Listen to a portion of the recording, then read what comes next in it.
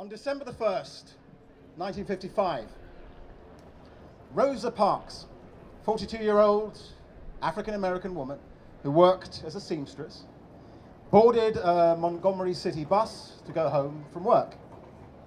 On this bus, on that day, Rosa Parks initiated a new era in the American quest for freedom and equality.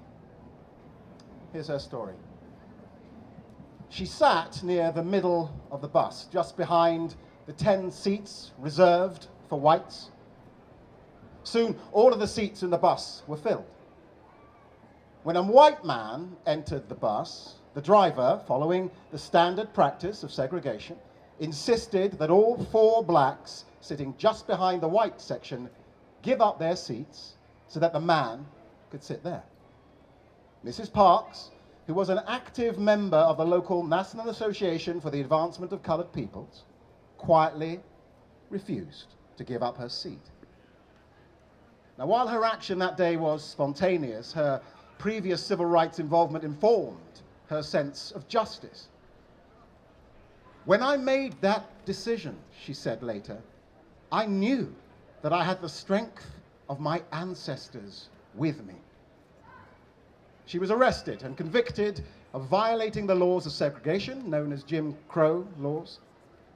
And Mrs. Parks appealed her conviction and thus formally challenged the legality of segregation. In the South, city buses were lightning rods for civil rights activists. It took someone with the courage and character of Rosa Parks to strike with lightning. And it required the commitment of the entire African-American community to fan the flames ignited by that lightning into the fires of the civil rights revolution. This poem, it's called Rosa. It was written by Rita Dove, who served as a poet laureate of the United States and consultant to the Library of Congress from 1993 to 95. Rita Dove has received numerous literary and academic honors, among them the Pulitzer Prize in Poetry. It comes from her collection On the Bus with Rosa Parks, published in 1999. How she sat there, the time right, inside a place so wrong it was ready. That trim name with its dream of a bench to rest on. Her sensible coat. Doing nothing was the doing. The clean flame of her gaze, carved by a camera flash. How she stood up when they bent down to retrieve her purse. That courtesy.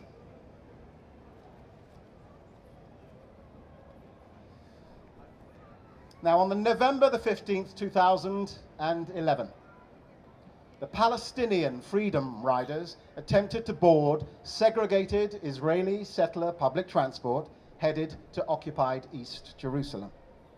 It was an act of civil disobedience inspired by the Freedom Riders of the US civil rights movement. 50 years after the US Freedom Riders staged mixed-race bus rides through the roads of the segregated American South, Palestinian Freedom Riders asserted their right for liberty and dignity by disrupting the military regime of the occupation through peaceful civil disobedience. This was how the moment was reported on by the BBC. Palestinian Freedom Riders board settlers bus, 15th of November 2011. Israeli police have detained 6 Palestinians dubbed West Bank Freedom Riders who boarded a Jerusalem-bound bus used by Jewish settlers. The activists say they drew inspiration from 1960s US civil rights demonstrators who campaigned under the same name against segregated buses. Palestinians from the West Bank are not allowed to cross into Jerusalem without Israeli permission. Israel says such restrictions are for security reasons. The group of 6 protesters gathered at a West Bank bus stop and waited for an Israeli bus to pick them up, then tried to enter Jerusalem in what appears to be a first. After being allowed to travel to an Israeli checkpoint at the edge of Jerusalem, the activists were eventually arrested when they refused to leave the bus. The protesters say that by only serving Jewish settlements and not Palestinian areas in the West Bank, Israeli bus companies discriminate against them.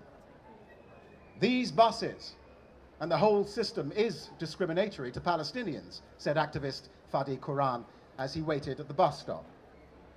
The West Bank Freedom Riders punched above their weight, drawing a lot of publicity for what was a relatively small event, reports the BBC's John Donnison in the West Bank.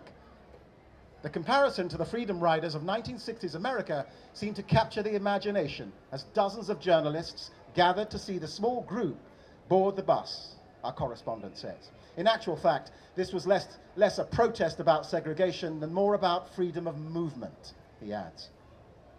There are around 500,000 Jewish settlers in the West Bank and East Jerusalem. The settlements are illegal under international law, although Israel disputes this.